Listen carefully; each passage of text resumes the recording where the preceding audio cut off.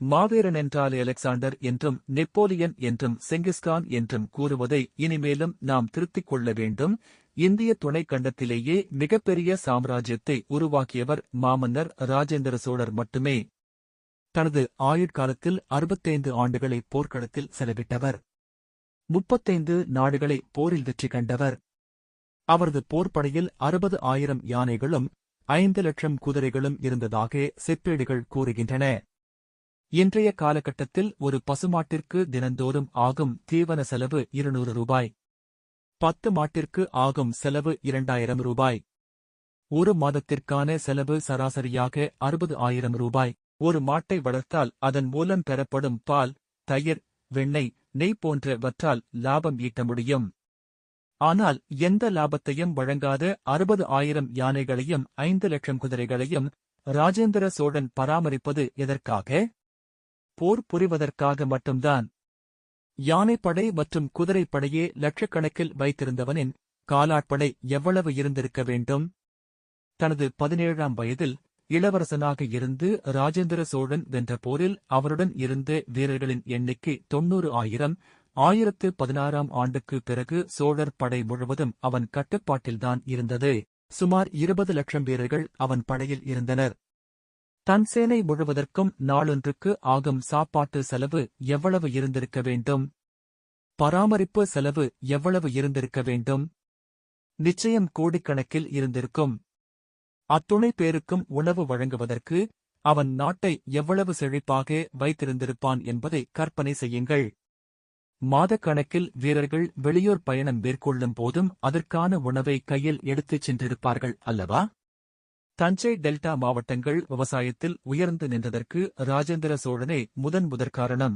எதிரிகள் தன் நாட்டைத் தாக்கி அழிக்க நேரிட்டால் தஞ்சையின் நெற்களஞ்சியங்கள் எல்லாம் அழிந்துவிடும் என்ற ஒரே காரணத்திற்காக தனது தந்தை ராஜராஜ சோழன் ஆட்சி செய்த தஞ்சை மண்ணிலிருந்து ஜெயங்கொண்ட சோழபுரத்திற்கு தனது தலைமை இடத்தை மாற்றினான் ராஜேந்திர சோழன். உழவர்களின் மேல் அவ்வளவு வாஞ்சை. ராஜேந்திர சோழன் தன் படைகள் ஓய்வு எடுப்பதற்காக காடுகளை வெட்டி சீர்படுத்தினான் என்பதற்கு இன்றைய அரியலூர் மாவட்டத்தில் உள்ள படைநிலை காடு வெட்டி என்ற ஊரே சாட்சியம். 6000 மைல்களுக்கு அப்பால் உள்ள ஒரு நாட்டை 10,000 போர் கப்பலுடன் வெற்றி பெற்றான் என்பது நம் கற்பனைக்கு எட்டாதவை. இந்தியாவை பிடிப்பதற்கு கூட பிரிட்டிஷ், பிரெஞ்சு அரசுகள் அவ்வளவு கப்பலில் வந்ததாக தெரியவில்லை. ஒரு நாட்டை பிடிக்க 6 மாதங்கள் முதல் 2 வருடங்கள் ஆகும் என்பதும், அத்தனை நாட்கள் தனது யானைகள், குதிரைகள், காலாட்படை வீரர்களுக்கான உணவை தன்னுடன் எடுத்துச் சென்றான் என்றால் அவனின் உணவு தானிய உற்பத்தி எவ்வளவு இருந்திருக்க வேண்டும்? உப்பு நீர் சூழ்ந்த கடல்களின் இடையே லட்சக்கணக்கான வீரர்களுக்கும் குதிரைகளுக்கும் மாதக்கணக்கில் தூய்மையான குடிநீரை எவ்வாறு அவன் வழங்கியிருக்க முடியும்? அசுத்தமான குடிநீரால் அந்த காலத்திலும் காலரா பரவியது என்பதை நினைத்துப் பார்க்க வேண்டும். அப்படியானால் கடல் நீரை சுத்தப்படுத்தும் அறிவியலை அறிந்தவனா அவன்? போரில் அடிபட்ட வீரர்களின் காயங்களை ஆற்றுவதற்கு எத்தனை 1000 மருத்துவர்கள் அவனுடன் சென்று இருக்க வேண்டும்? மருத்துவத்தில் பிரதிநிதித்துவம் பெற்ற குழுவை அவன் பெற்றிருக்கவில்லை என்றால் 60 ஆண்டுகளாக தொடர் வெற்றி பெற்றிருக்க முடியுமா? தற்போதைய இந்தோனேஷியா, மலேசியா, சீனா, கம்போடியா, இலங்கை போன்ற நாடுகளை கப்பல் படையால் வென்றெடுத்த மாவீரன் அவன். அதுவும் குறிப்பாக ஸ்ரீவிஜய நாடு பெரும் வணிக நாடாக விளங்கியது.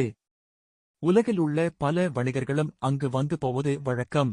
நாட்டின் பொருளாதாரமான வணிகத்தை காப்பாற்ற எப்பேற்பட்ட போர்வீரர்கள் அவசியம்? அப்படிப்பட்ட சிறந்த போர்வீரர்களை துவம்சம் செய்து பல நாட்டு வணிகத்தை கைப்பற்றியவன் ராஜேந்திர சோழன். தமிழக வாணிப செட்டியார்கள் அவன் காலத்தில்தான் உலகம் முழுவதும் பயணம் செய்து பெரும்பணம் ஈட்டினர். நமது அறிவுசார் காப்பியங்களான தொல்காப்பியம், சிலப்பதிகாரம், சிவபுராணம், திருக்குறள், மன்னரின் நூல்கள் உள்ளிட்ட பலவற்றையும் பாடசாலைகள் அமைத்து அதன் மூலம் பாதுகாத்தவன் அவன். முக்கியமாக பல்வேறு பொழுதுபோக்குகள் இருக்கும் இந்த நவயுக காலத்திலேயே நமக்குள் தேவை இல்லாத ஜாதி சண்டைகள் வருகிறது. ஆனால் அந்த காலத்தில் பல ஜாதி பிரிவை உள்ளடக்கிய லட்சக்கணக்கான போர் வீரர்கள் இடையே எந்தவித ஜாதி சண்டையும் வந்ததாக எந்தவொரு வரலாற்று ஏடுகளும் கூறவில்லை. ஆம், சமூக நீதியின்படி செம்மையான ஆட்சி புரிந்த சக்கரவர்த்தி அவன். தமிழர்களின் ஒப்பற்ற தலைவன் அவன் ஒருவனே. மாமன்னன் ராஜேந்திர சோழன். வரலாறு சொல்லும் செய்தி இதுதான்.